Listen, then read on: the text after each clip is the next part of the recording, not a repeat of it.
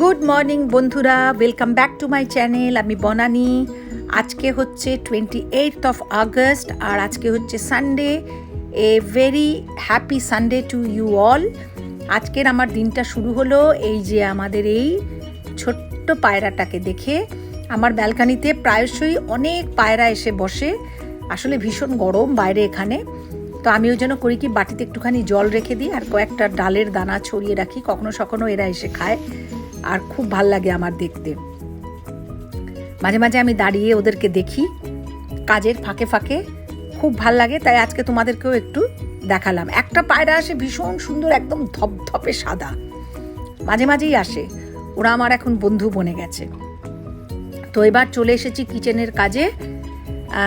আজকে একটাই শুধু খুব কুইক কি বলবো, রুই মাছের ঝোল রান্না করেছি, যেটা ধনেপাতা কাঁচা লঙ্কা কালো জিরে দিয়ে।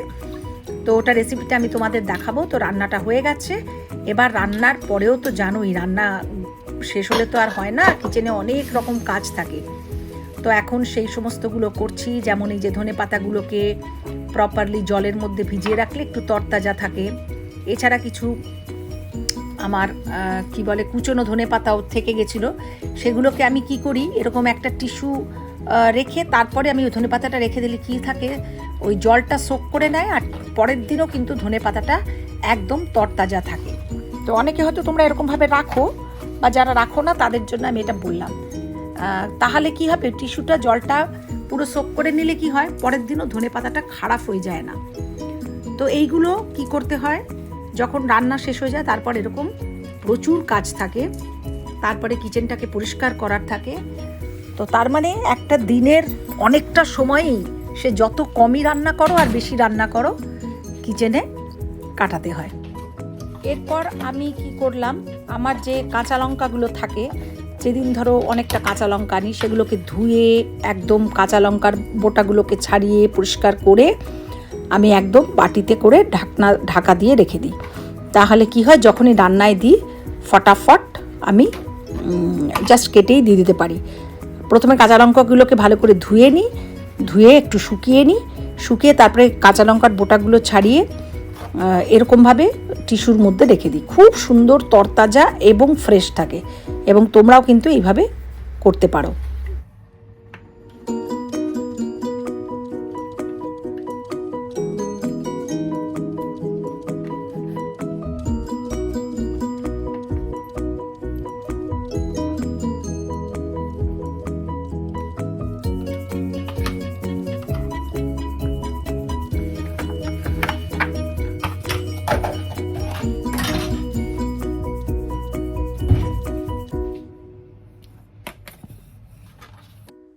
তো এইটা হচ্ছে আমার কালো জিরে কাঁচা লঙ্কা দিয়ে রুই মাছের ঝোল। এটা খুবই কুইক একটা রেসিপি, কিন্তু গরম ভাতের সঙ্গে কিন্তু খেতে খুব ভাল লাগে। যদিও ইয়াংস্টাররা মনে হয় খুব একটা পছন্দ করবে না, তবুও আমি জানাচ্ছি কিভাবে বানিয়েছি। প্রথমে কড়াইতে কাঁচা লঙ্কা আর কালো জিরে ফোড়ন দিয়ে এরকম আলু ডুমো ডুমো করে কেটে একটু ভালো করে আলুটাকে প্রথমে ভেজে নিতে হবে।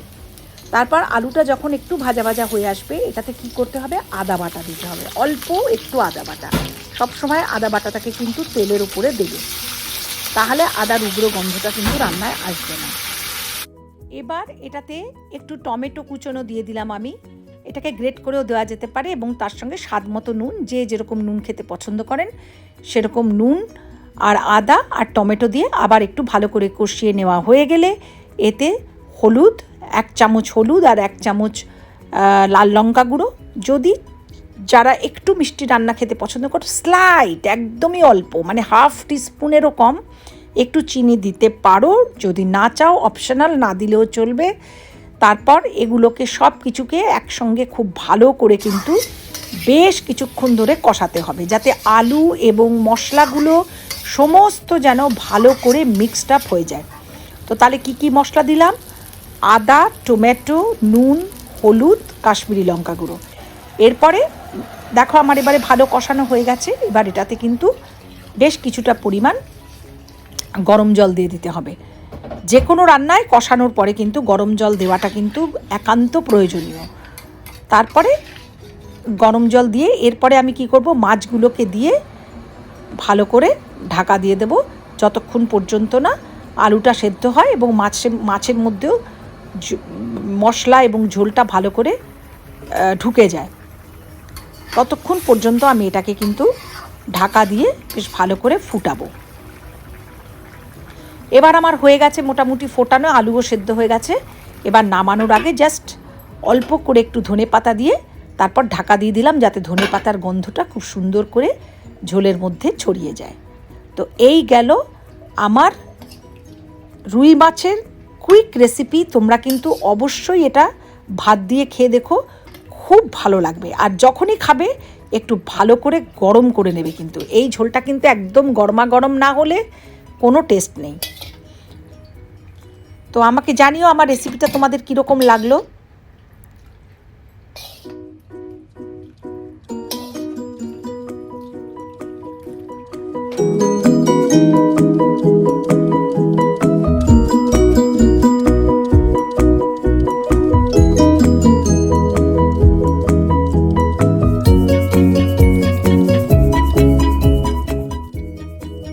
অনেকগুলো কাতলা মাছের মাথা ছিল, সেগুলোকে একদম ধুয়ে পুছে পরিষ্কার করে ভেজে রেডি করে রাখলাম।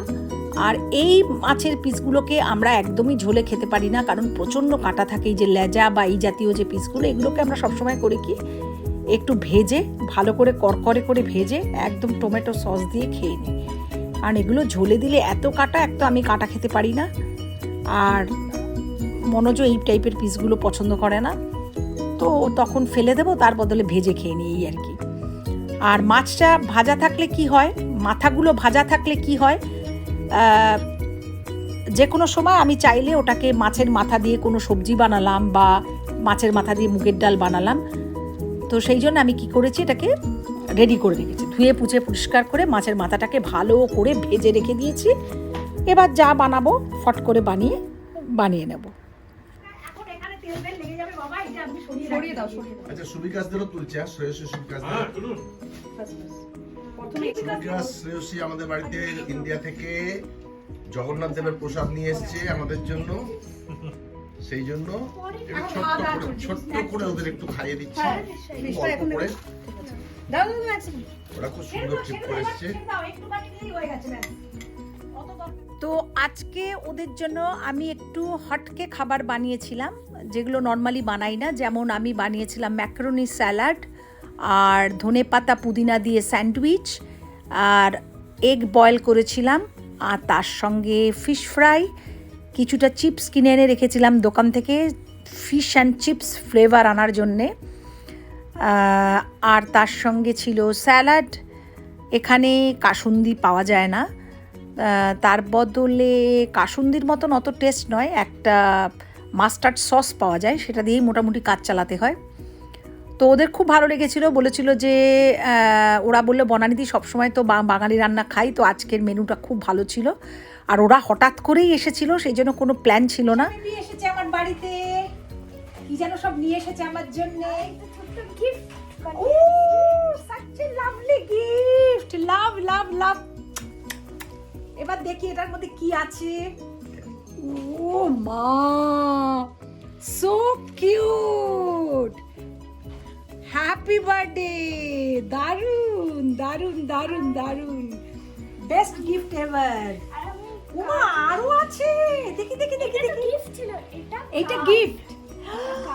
ওমা such a lovely card। এবার সত্যি কার্ডটা দারুণ হয়েছে, দারুণ। কার্ডটা খোলো, হ্যাপি বার্থডে, আর এখানে মিউজিক সাইন দেওয়া, আর এখানে খুব সুন্দর দুটো ফ্লাওয়ার ও নিজে হাতে বানিয়েছে। মাই গড, আমার চোখে জল এসে যাচ্ছে। ও কি দারুণ, হ্যাপি বার্থডে আন্টি। এটা একটা keyboard, harmonium, so beautiful, such a great idea. কে দিল আইডিয়াটা জানি না, আমরা ইউটিউব থেকে সবকিছু খুঁজে তাহলে ইউটিউব থেকে দেখলেও নিজেকে তো সেটা তো শিখতে হবে না। ইউটিউব দেখলে তো সবাই তো, আমি তো দেখছি, আমি তো বানাতে পারছি না। আমি কি করব আমি বুঝতে পারছি না, আমি কিস করব না হাক করব না, আমি কি করব আমি বুঝতে পারছি না। বানাতে গিয়ে মাঝখান থেকে পাপা 100 বার ডাকছে, আগে করে দি, আগে একটা আগে করে দি। So nice, God bless you, God bless you. আমি এই এবার তোলো, আমি এই কার্ডটাকে আমি সারা জীবন রেখে দেব। আমার একটা বক্স আছে, সেই বক্সে আমার স্টুডেন্টরা যত আমাকে বার্থডে, নিউ ইয়ার, ক্রিসমাস, শুভ নববর্ষ আর সব কিছু আমি সেই বাক্সটার মধ্যে রেখে দিই। ওটা আমার ট্রেজার। যখন আমি বুড়ো হয়ে যাব, ওল্ড হয়ে যাব, তখন আমি একটা একটা করে কার্ড বার করব আর আমি মনে রাখবো যে এ আমাকে এই কার্ডটা দিয়েছিল। So this is the best gift ever. Thank you, love you, and God bless you.